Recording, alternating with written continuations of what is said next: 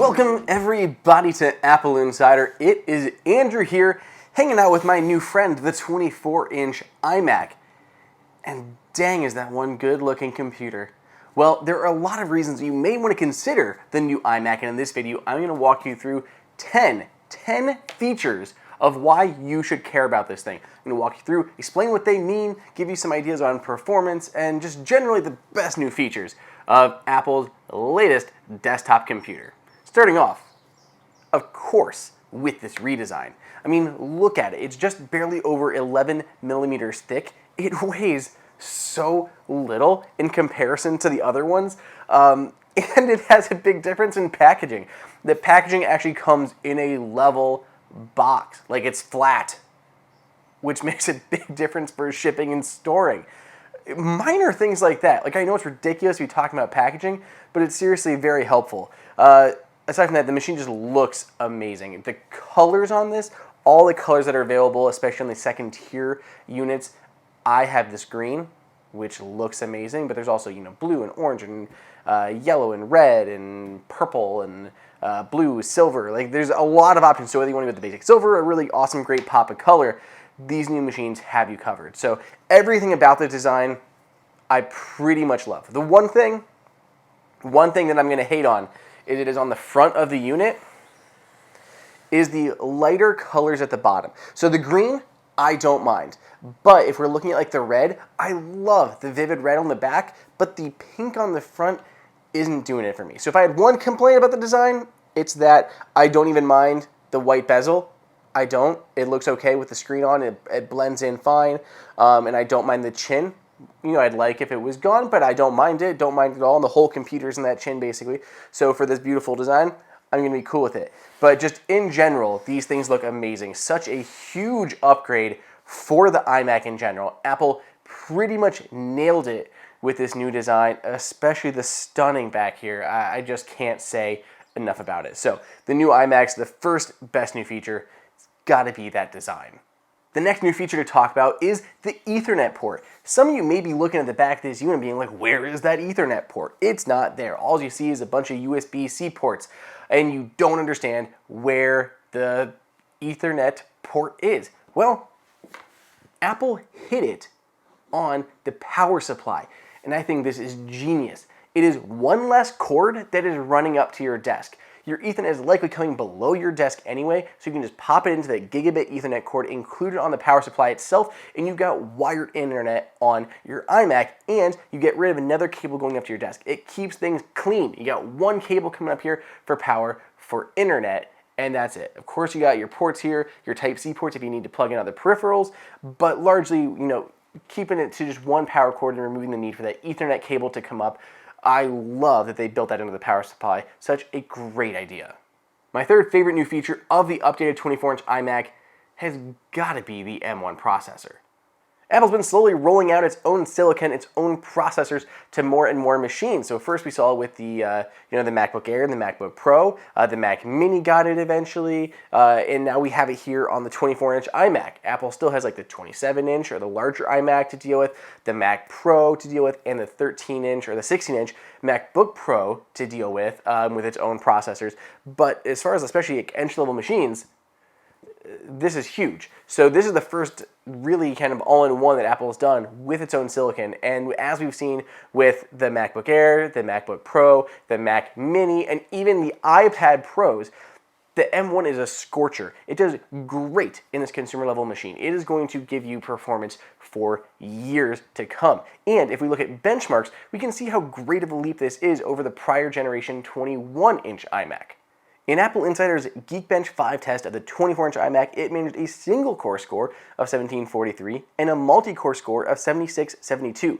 That's considerably faster than the entry-level 21.5-inch iMac 4K at 897 and 3183 respectively. And it also beats the 1120 and 5071 scores that the 27-inch iMac at the lowest configuration scored. Honestly, I am impressed by that. This new machine blows the previous generation smaller model out of the water and even beats the entry level of the 27-inch iMac. That is fantastic. So no matter what you're doing on this, even video editing, you're gonna be able to do it on this machine and have no issues. So the M1 processor here, just got to give Apple a round of applause for this processor, as we've been doing since we saw it in the first Macs that included it. The next new feature to talk about is stickers. Please do not come at me for this. Please do not yell at me in the comments, but I have to mention the exclusive stickers that you get with the new iMac. For the first time, really, Apple is kind of venturing outside of its normal white stickers. Sure, with the Mac Pro, I believe we got some space gray stickers, some fancy stickers like that. But look at these. We got colors. We got fancy colors to match the machine that you buy. And they match the colors of the iMac. Look at this. We got the blue, the dark blue for the back, this bluish green, and the lighter green for the base, the stand. So we have two stickers that come in the box, and they're color matched to the iMac itself. They're even metallic and shimmery. If you are a fan of stickers, whether you put them on something like your Apple TV or even a water bottle or something that you've got lying around, I don't care what it is, but everyone loves Apple stickers, and the fact that there are new color matched ones to match the iMac that you bought, heck, I can see people wanting these stickers as just a little extra perk that leans them to get this guy rather than a last generation unit. My next favorite feature is these new peripherals. I've always been a fan of Apple's desktop keyboards. They're solid, reliable, they've got a good click to those buttons, and they're nice and sleek. But they've always been in just black and silver, basically. And even now, Apple has discontinued the space gray versions of its peripherals, so you can no longer even get them once supplies run out. But with the new iMacs, you can get color-matched peripherals. There are 4 different peripherals that you can pick up. There's the Magic Mouse, the wireless Magic Mouse. You can also get a Magic Trackpad, if you prefer. Then there is your keyboard to go along with it. But then there's also an extended keyboard, if you would prefer to go that route, which has the number pad and all of that on there.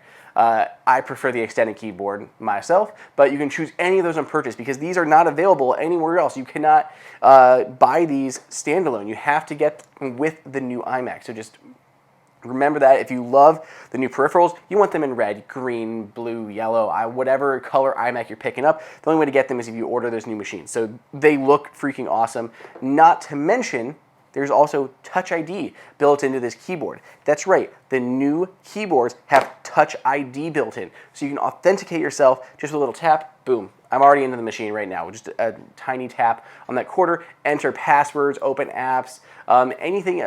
Most of the times when you have to authenticate in some way, you can now do it with Touch ID, just like you could on a MacBook Pro or a MacBook Air, any of those with Touch ID. You can now do it on the desktop. And what's even cooler is you can use these on any M1 based Mac and you can still use Touch ID. So if you have an M1 based MacBook Pro and you got one of these keyboards, you could pair it with your laptop and continue to use Touch ID to authenticate on your 13-inch MacBook Pro or MacBook Air. So yeah, I'm in love with these new keyboards, the new mouse and trackpad.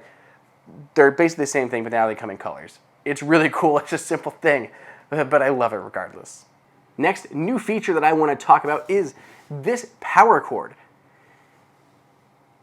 These are the things that I love about Apple, like to a ridiculous degree. And if I want to slow down here for just 1 second on something as simple as a power cord, no one else does stuff like Apple does. Who is spending this much time on a power cord to make it look and feel good as well as work even better than it did before? Who thought you needed a magnetic power cord for a desktop? Apple did. Nobody else is doing that. And it's just something I love about Apple so much, that they put that time and effort and care into packaging and recycling environmental stuff, and then something as small as a power cable. Apple has a braided power cable that is also color matched to the machine itself. The green of this cable matches the green of the stand, so it just kind of blends in and creates that one look.